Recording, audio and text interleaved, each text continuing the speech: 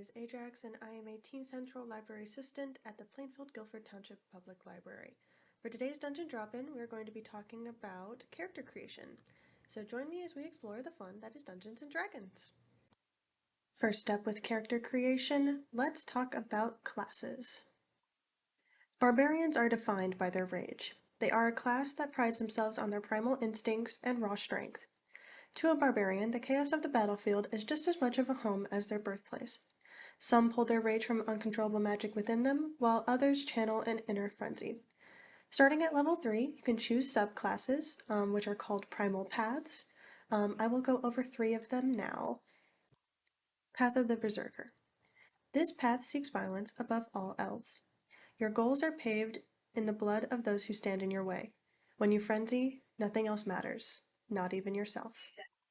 Path of the Totem Warrior. A totem warrior is guided by the spirits of ancient animals. Your rage is as sacred to you as a god would be to a worshipper. Your spirit guide empowers you through raw power and careful guidance. Path of Wild Magic. Whether it be from the Feywilds, the Upper Planes, or some other magical realm, you have been touched by their magic. Your rage is a combination of your emotions and a roiling magic within you. This magic lashes out without warning, causing many interesting side effects. The very foundation of a bard is knowing that there is magic in a well-worded speech or an expertly played song. Using this magic, they are able to inspire, to harm, to viciously mock whoever they wish. Starting at level 3, bards are able to choose their subclass, and these are known as colleges. I will go into 3 of them now. College of Creation.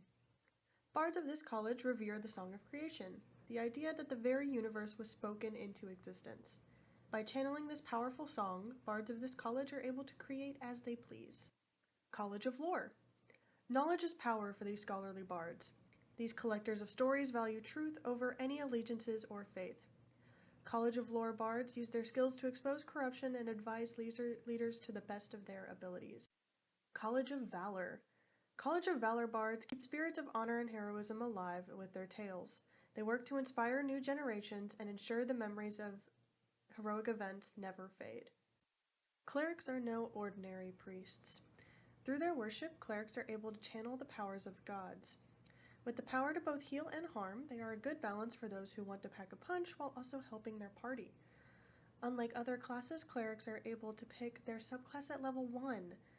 These are known as divine domains. And like before, I will go over 3 of them now. Life Domain. The Life Domain channels the energies of healing.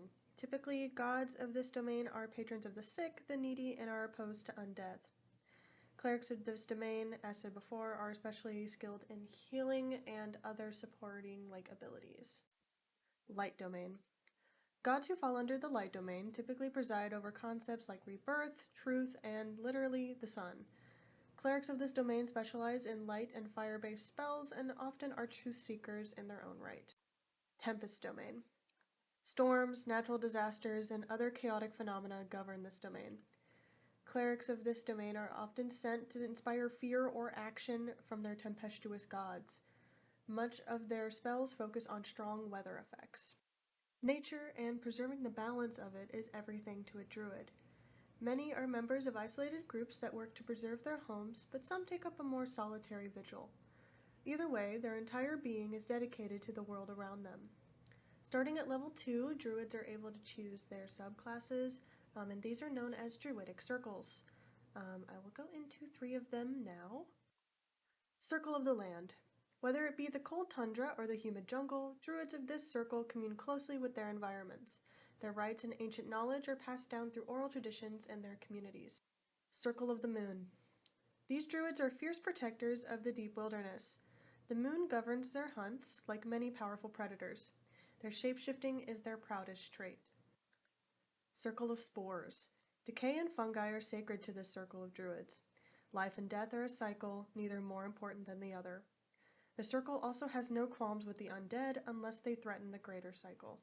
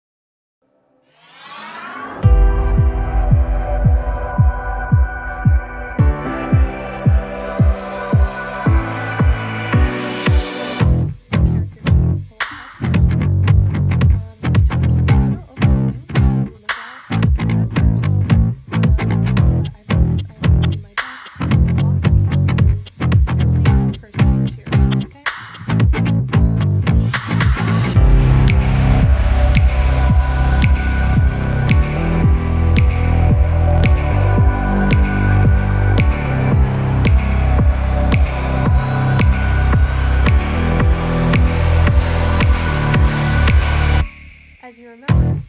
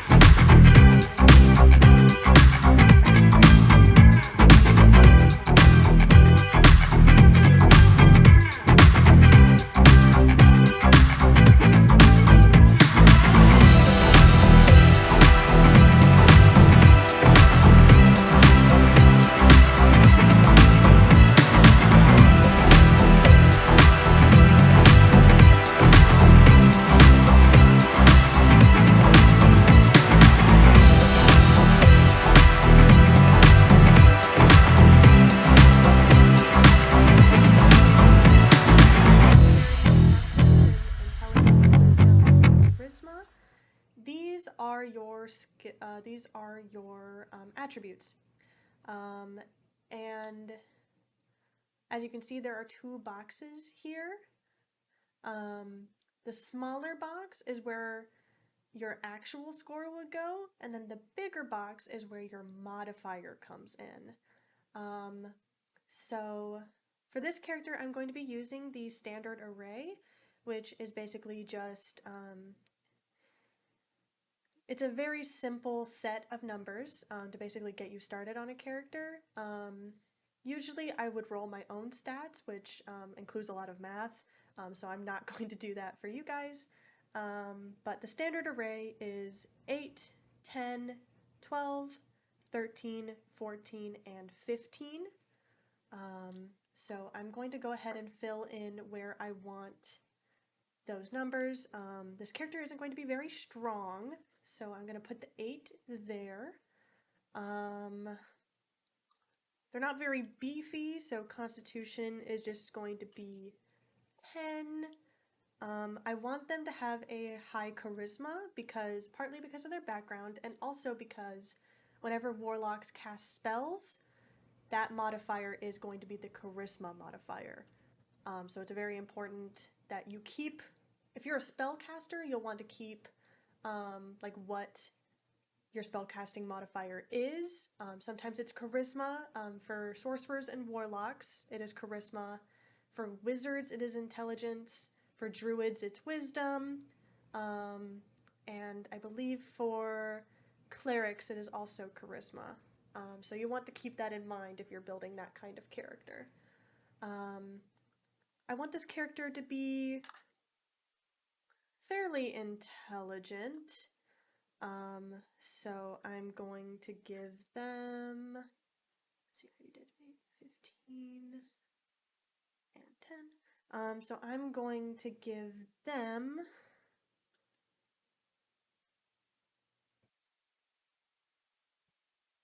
13.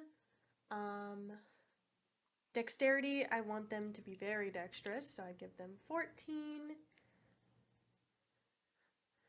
And then wisdom. Wisdom is basically for skills that require a little bit more like common sense or like lived experience rather than learned knowledge, if that makes sense. So wisdom, they're not super wise, but they're also like, you know, they've got something in there. So I'll give them 12. Now, because the way that the modifiers work, If you use a tool like D&D Beyond, they will automatically calculate the modifiers for you, but if you are doing this on your own, you will have to calculate it yourself. But off the top of my head, I know that an 8 is a -1, dexterity 14 is +2, constitution, since it's just a 10 is like the baseline, so that'll be +0. Intelligence, we got a +1, 13 is a +1, 12 is also a +1, and then because this character is a tiefling, they also get a boost to charisma, actually. So it's like a +2 bonus. So this score will actually become 17, and they will have a +3 charisma modifier. Okay. Moving on, we have the stats here. Awesome. So this character is not very strong, but they are very charismatic. Here, proficiency bonus basically is going to affect certain skills in different ways.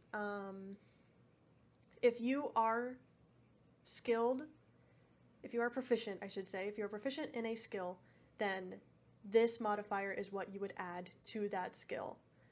So this character has a proficiency bonus of +2. So that goes in this little box here. Now move down to saving throws, which is this box with strength, dexterity, constitution, intelligence, wisdom, and charisma, and then like these little lines and circles right by them. So the little circles are to indicate which saving throws you are proficient in, which means that you have a better chance of succeeding them should you roll these saving throws. So this character is actually proficient in charisma and wisdom saving throws. And then in these, what these little lines are, you basically fill out your modifier in that skill. So strength is a -1, dexterity is +2, constitution +0, intelligence is +1, and then for the two that you marked as being proficient in, you add that proficiency bonus. So wisdom is going to end up being a +3, and then charisma is a +5. Now down to these skills.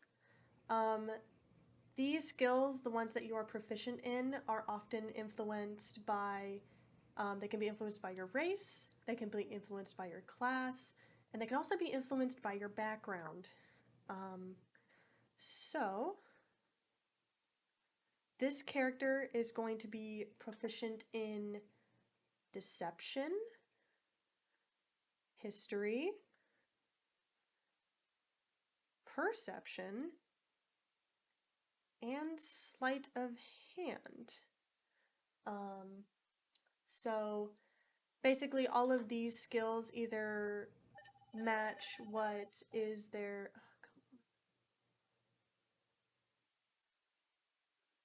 Okay, as I was saying, some of these skills come from, what you're proficient in with your attributes, while others come from your background, class, or race. So, I mean, personally, I wanted this character to be very deceptive, while also like being able to read people very well, and also like kind of have like a real good backlog of knowledge that they're able to pull from. So I chose deception, history, perception, and sleight of hand. Once again, these little lines, they will end up being filled up with whatever your modifier is in that skill. And if it's one that you are proficient in, then which means that you click the little circle, that will end up getting a +2. Now, if we move over here, your armor class is often affected by your constitution. So my constitution is 10. I get a +0. But kind of the baseline armor class is 11, so that is what my character will have without any armor. Initiative basically is whenever you start a battle, you will roll the dice, and some characters get a plus or a minus to whatever their initiative will end up being, and that is based on their dexterity. So my character has a +2 because they have a +2 to dexterity, so they are more likely to be higher up in the initiative order. Speed is decided by your race. Tieflings have a basic 30 feet of movement. Your hit points are decided by your class. So my character, so basically you basically take the highest possible number of the hit dice given by your class, and since that is a 1d8 for warlocks, my character has 8 hit points. Very squishy, I know. Hit dice, since I'm level 1, it's just 1d8. This box here with successes 3 circles and failures 3 circles, that is the death saves box. So if your character is hit for, let's say for this character, they are hit for 8 points of damage, that character is downed and then has to roll each time it is their turn as to whether they will succeed and possibly live or fail and possibly die. So whenever you roll a d20 or the 20-sided die, if it's a 11 or above, then you succeed. If it is a 10 or below, then you fail. If it's a nat 20, you are fully stable. If it is a nat 1, you immediately die, unfortunately. That can change depending on who you're playing with, but that is how it is written in the rules.